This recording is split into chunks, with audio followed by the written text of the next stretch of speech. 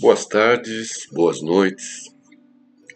Dando continuidade ao estudo do livro Diálogo dos Vivos, da década de 70, psicografado pelo Chico, vamos pegar um tema hoje do capítulo 30, em que o Chico prepara a reunião descrevendo a conversa preambular, sobre um tema: assistência à criança. Fracasso da educação sem Deus. Começa o Chico.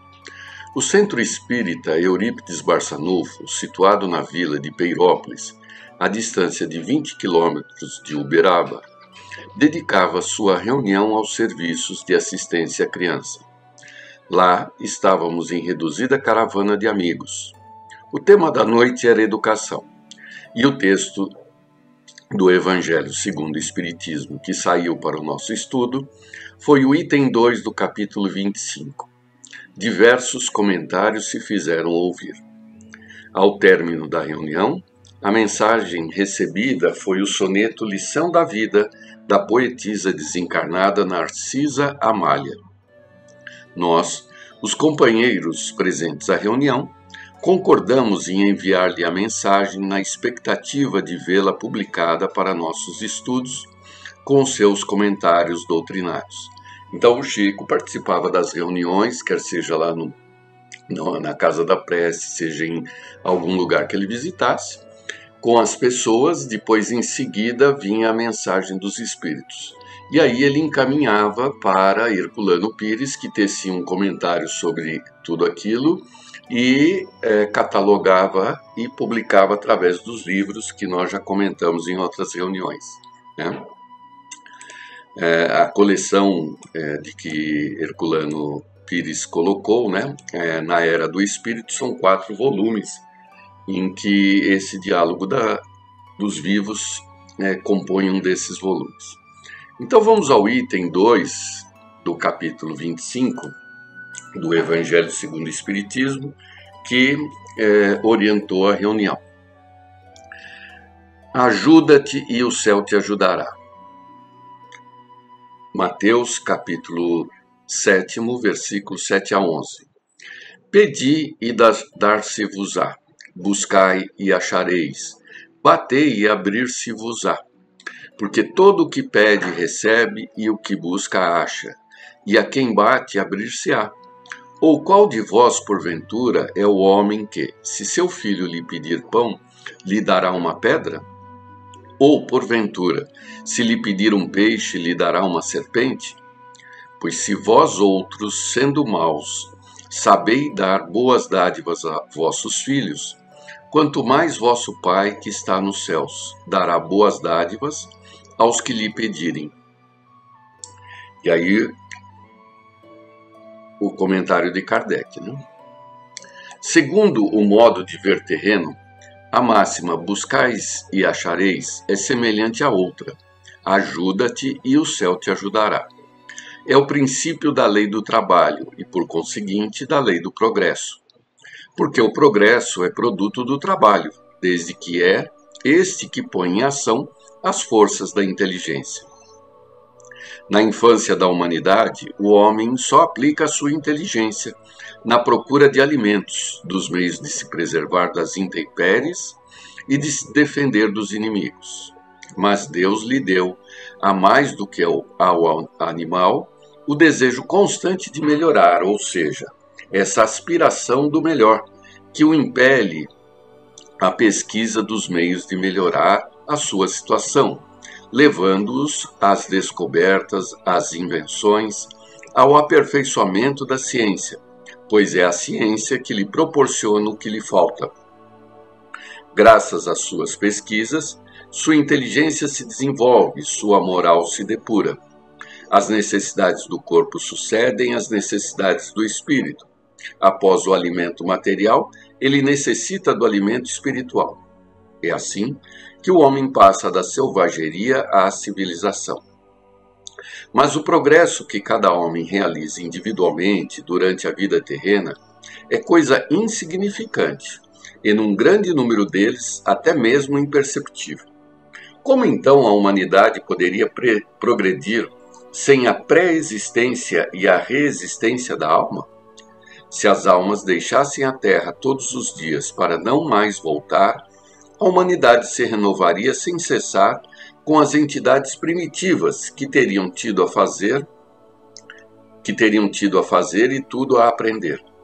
Não haveria razão, portanto, para que o homem de hoje fosse mais adiantado que o dos primeiros tempos do mundo, pois que cada nascimento o trabalho intelectual teria de recomeçar. A alma, voltando ao contrário com seu progresso já realizado e adquirindo de cada vez alguma experiência a mais, vai assim passando gradualmente da barbárie à civilização material e desta à civilização moral. Bem, então nesse capítulo do Evangelho há muitos conceitos, né? O primeiro de que o trabalho é a mola do progresso, né?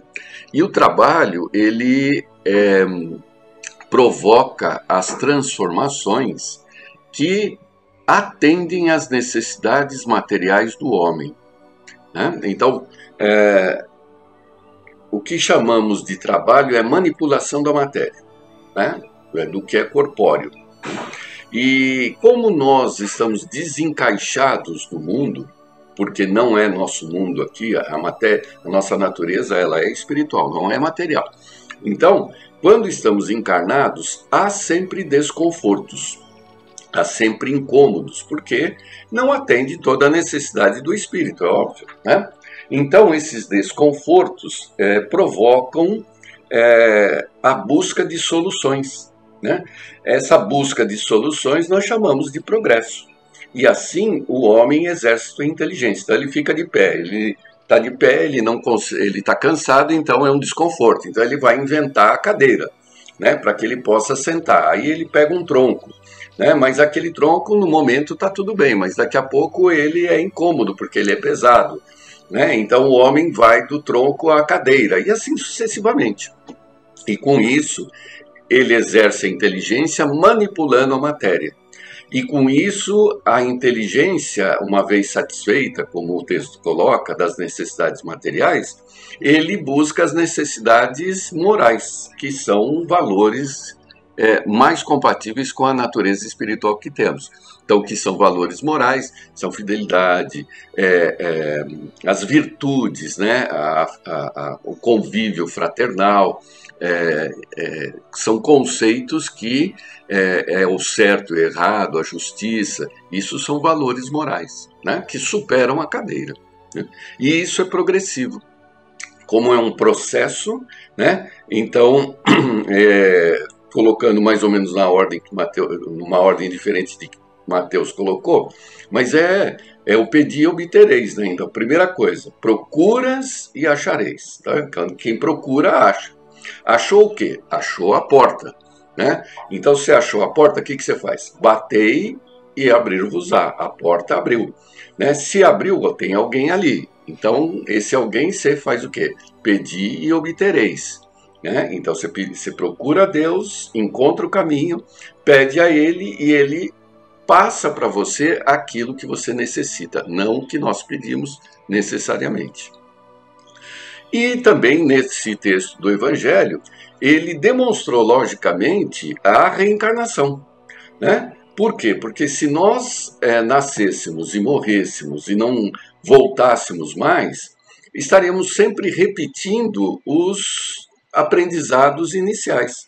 E num raciocínio, né, lógico, ele demonstra que há um acúmulo de informações, há um acúmulo de experiências. E, portanto, a realidade do que se observa dos encarnados denota a existência da reencarnação, porque as pessoas trazem aptidões, conhecimentos, trazem dons, e não são excepcionais, né? Pintura, música, a gente se costuma valer disso. Mas o próprio ato de falar, né, é o resultado de várias encarnações e que estávamos aprimorando as nossas cordas vocais. E assim sucessivamente. Então, nessa observação, nesse texto do Evangelho, né, ficou demonstrada, logicamente, a existência, né, da reencarnação. Muito bem, reencarna-se, né, e nós reencarnamos primeiro Qual é a porta de reencarnação? É a família, né? É a família. Através da relação sexual, né? Mas dentro de um código moral, essa relação sexual ela passa a ter mais responsabilidades morais, constituindo a família, diferentemente da natureza com os animais. A família implica em obrigações morais. E a reencarnação, através da família, através do ventre materno, se expressa na forma de criança. Então, todos nós, na medida que vamos reencarnar sucessivamente, né, e muitas vezes ainda, vamos reencarnar repassando o processo infantil, né? E o processo infantil, uma vez dentro da encarnação, ele carece, ele precisa da sociedade, precisa da família e da sociedade, porque o bebê ele nasce desprovido de recursos para se manter vivo. Então ele precisa da mãe, ele precisa da família, ele precisa da sociedade para se adaptar a ela e dar os seus passos seguintes. E é aí que o texto bate. Então vamos, depois do Evangelho, né? E nós vamos à lição de vida de Narcisa Amália, que passou essa mensagem, né? Esse poema que vamos ler aí. Peço desculpa pela falta de entonação, né? Porque não tenho experiência a respeito. Vem o mestre à prisão para encargos de ensino. Guiava a jovem turma às lições do direito. Junto dele, estacou de chofre um carro estreito, a transportar um morto, um malfeitor menino. Então era um professor que estava com a sua turma, né? E na frente dele, um professor de direito, na frente dele parou um carro, né? E com um menino morto. Segunda estrofe. Fala a equipe curiosa um guarda em desatino. Matei-o, era ladrão e matador perfeito. O corpo envolto em pano é visto com respeito.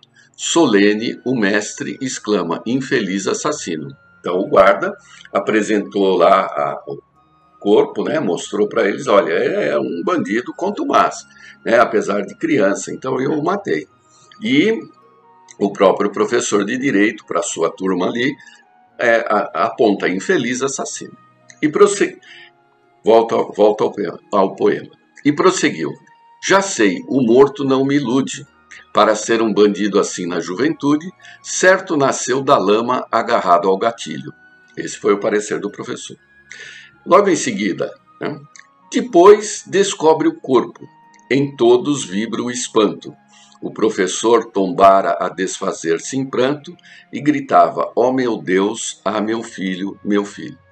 Então, aquele a quem o professor havia classificado previamente de que era um assassino e que nasceu em comunidade complicada, e por isso virou bandido, na verdade era o filho dele que era um bandido contumaz, né?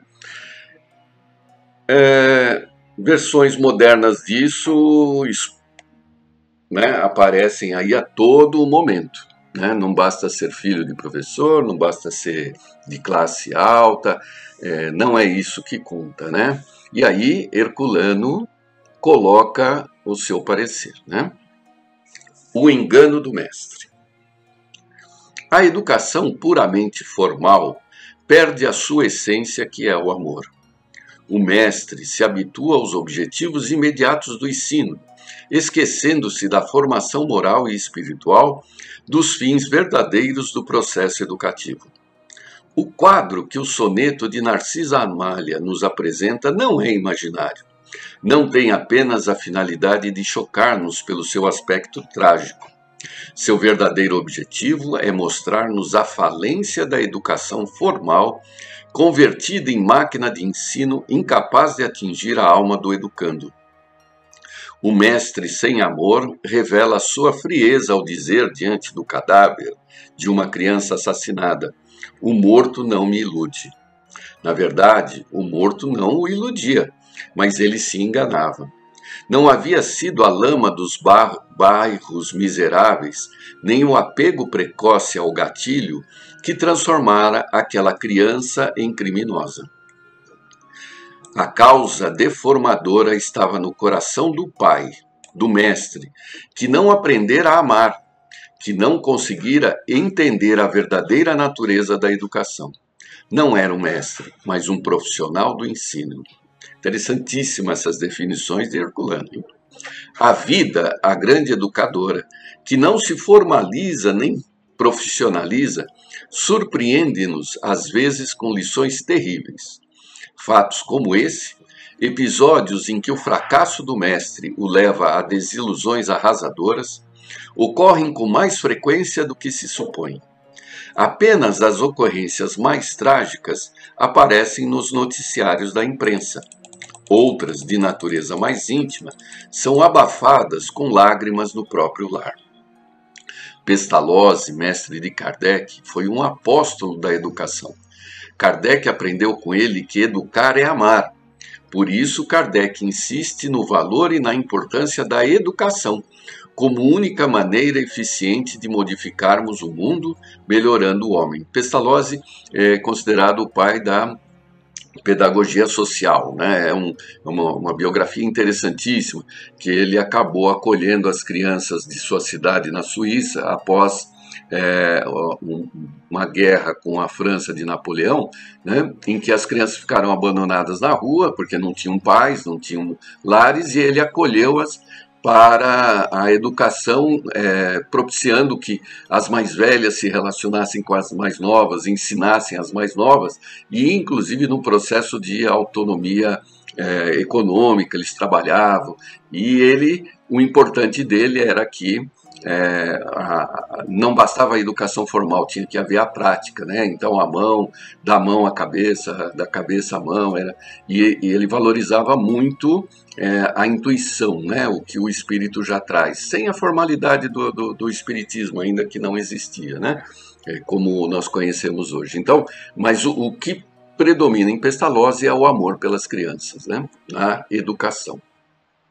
A educação sem Deus dos nossos dias, produzida pelos abusos do sectarismo religioso, terá de ser substituída pela educação espírita, onde a fé não é imposta de maneira arbitrária, mas se desenvolve no educando à luz da razão e ante a comprovação dos fatos. Estamos vendo no mundo o resultado de uma educação errada e deformada. O soneto de Narcisa Amália é um choque emocional para nos despertar, a nós espíritas, da negligência nesse terreno. Temos fundado escolas, é verdade, mas nos esquecemos do principal, que é dar a essas escolas um sistema seguro de educação espírita, elaborado com amor pelos educadores espíritas. Para isso, já existe entre nós a revista especializada do Grupo Espírita de Estudos Pedagógicos, isso em 1974. Mas, quantos espíritas já se interessaram por ela? Quantos professores espíritas leram os exemplares já publicados? Até quando continuaremos indiferentes ao problema maior que nos desafia nessa hora do mundo? E aí ele termina. Que cada qual responda para si mesmo. Então, disso tudo, muitos que ouvem, inclusive, essas nossas reuniões não são espíritas, né? Mas o importante é, como o seu Zezinho sempre colocava, é dar uma religião ao filho. Que religião? Qualquer uma, não precisa necessariamente ser espírita. É óbvio que, se for espírita, aí já fazemos isso de uma forma mais completa, né? Mas precisamos apresentar Deus às crianças. Tem que dar uma religião, não importa qual. Ah, mas isso é forçar, meu filho, na hora que crescer, ele escolhe. Não é bem assim. Porque quando nós nascemos, nos é imposta uma língua nativa. Né? Se eu nasci no Brasil é o português, nos Estados Unidos é inglês, se é na França é o francês. Ora, depois que crescemos, podemos até escolher outras línguas e até mudar de país. Mas eu preciso de uma língua para me comunicar entre as pessoas. Precisamos da língua divina para nos comunicar com Deus desde que nascemos. Bons momentos para refletir. Até a próxima oportunidade.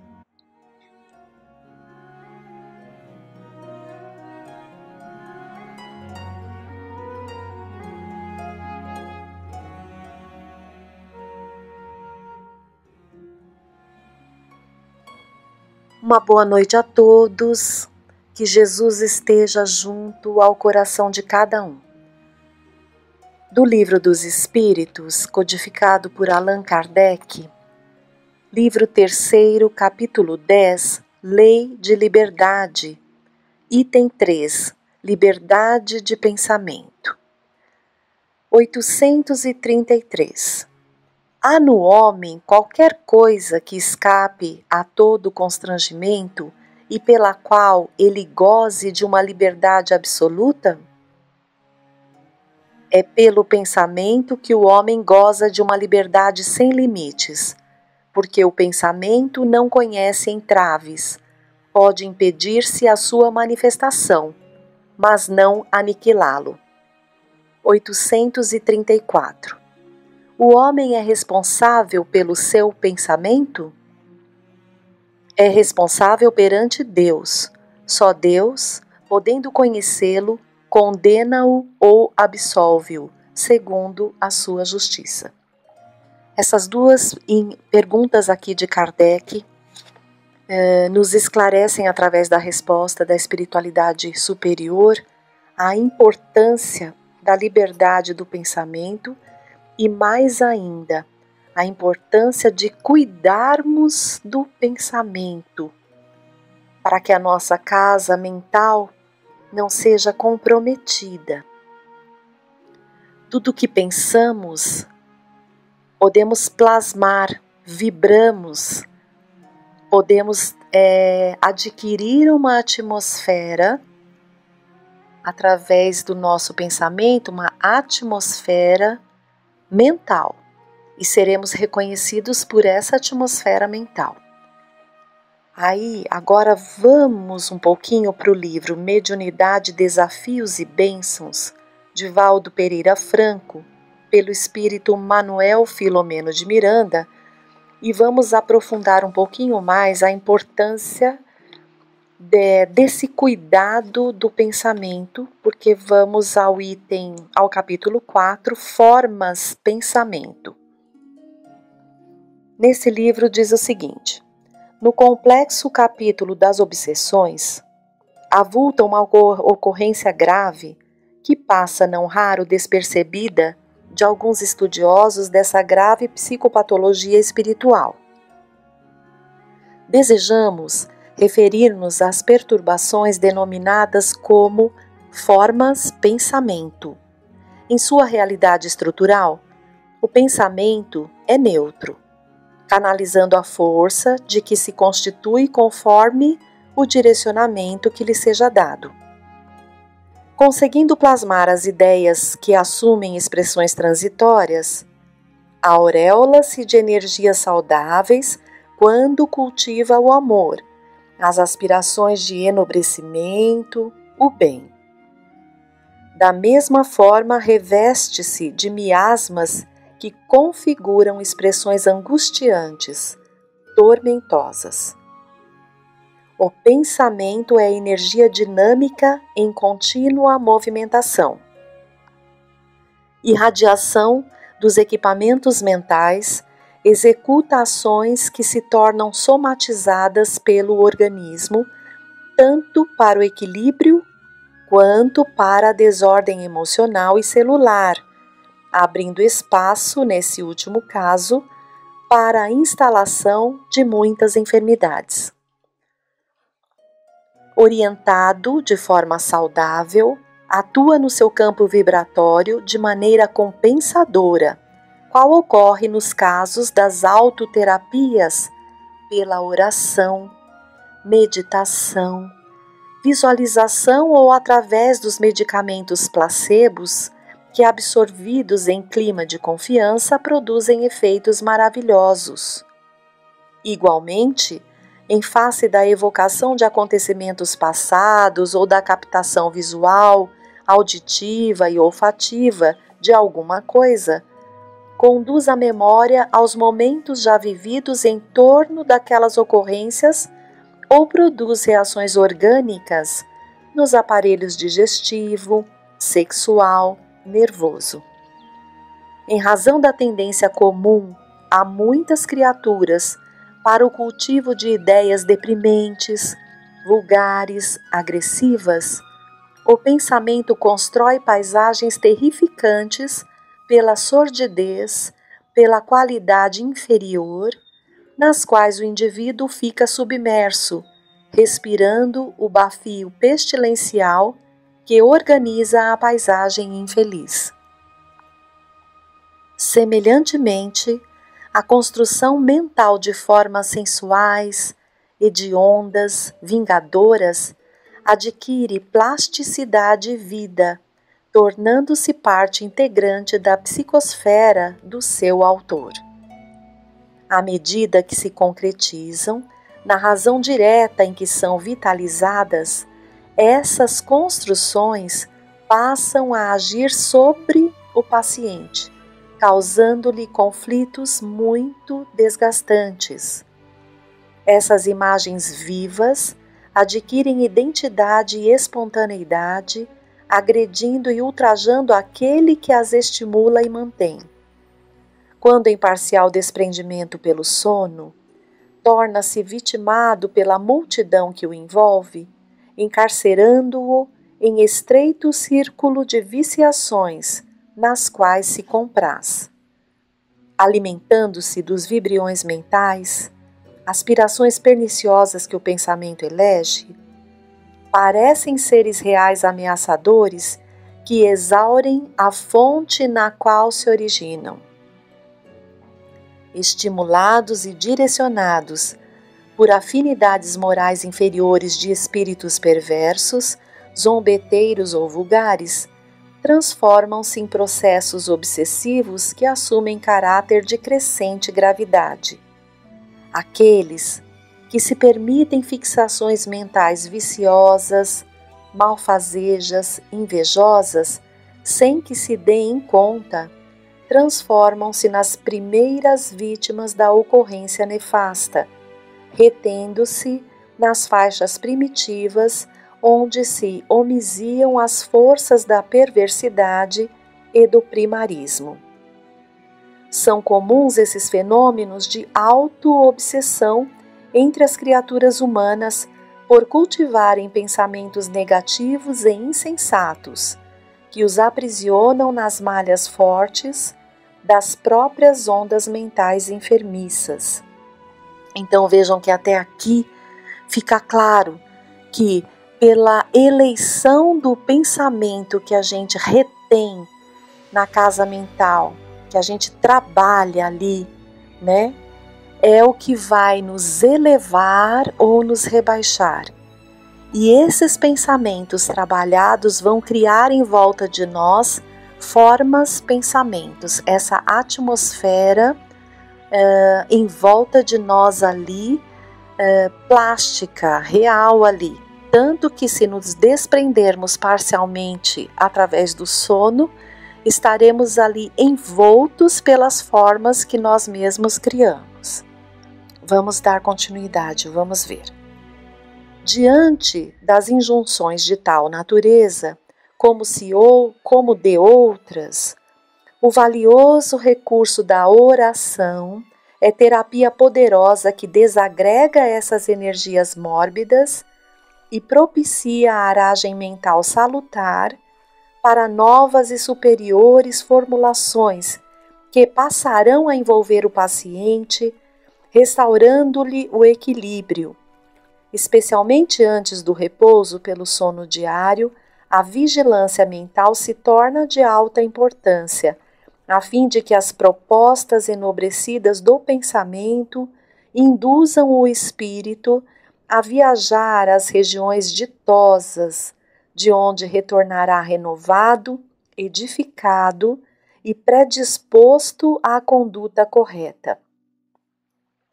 Então, todos nós temos tendências a pensamentos difíceis, né? Esta pode ser uma das primeiras encarnações onde estamos, através do estudo dessa doutrina incrível, a conseguir uma lucidez maior e tomar cuidado ali da nossa casa mental, higienizando-a. Então, essa pode ser uma das primeiras encarnações, então façamos isso. e temos recurso. Então, quando algum pensamento mais difícil vem e queira se fixar, já podemos identificar se é bom ou não, e podemos, através do recurso da oração, como ele diz aqui, né, já iniciar esse pedido a Deus para que a gente consiga se desvencilhar disso, substituindo esse pensamento ali maléfico, esse pensamento difícil, por um que nos eleve. Continuando. Na raiz de qualquer transtorno obsessivo sempre se encontra presente a inferioridade moral do paciente, cuja irradiação vibratória propicia o campo hábil para as conexões e fixações perturbadoras. Desse modo, ao lado da oração é indispensável a renovação interior para melhor, conduzindo a ação caridosa, dignificadora, responsável pelo crescimento espiritual do ser. Sem olvidar-se ao estudo do Espiritismo, que é o mais completo tratado de psicoterapia que se encontra à disposição, aquele que deseja uma existência saudável deve iniciar o esforço pelo conseguir, pensando na forma correta, otimista, confiante para viver em paz, construindo a sociedade harmônica, parte integrante do anseio de todos os homens e mulheres de bem. Esse item finaliza dizendo e reforçando aqui para nós que ao lado da oração é indispensável a renovação interior para melhor, conduzindo a ação